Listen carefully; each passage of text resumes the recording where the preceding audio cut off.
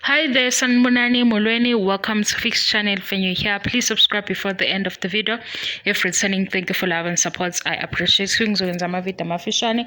Uthando Nes'thembu episode 4. Ubaba uMselegu noMacele indaba ka-number 5. Ubaba uMselegu ufikile kuMacele ezomchazela ukuthi uMakhumalo lo omunye obezoba unumber 5 akasekho, kodwa ukhona omunye okhona ngoba washo ukuthi vele unezancinza.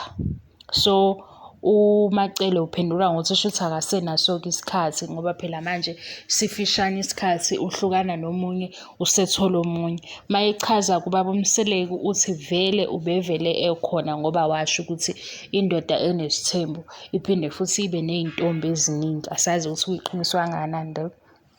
Uyaphusha ubaba uMselegu ngendaba number 5. Yazi mina ngisazi into engiyibonayo, sengibona ngathi sekufana ne-Nigerian movie.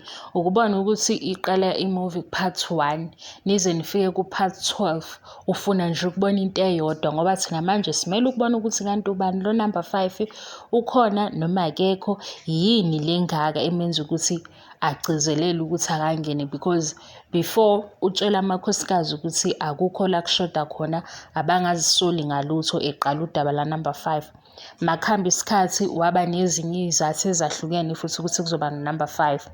Uma uMayeni noMangabe bebhalansa ukuthi abamfuni unumber 5, waqhubeka wathi abahambayo, wabuya futhi wazoxolisa ukuthi ukushilo lokho, kodwa uthi akayiyekile indaba ka-number 5.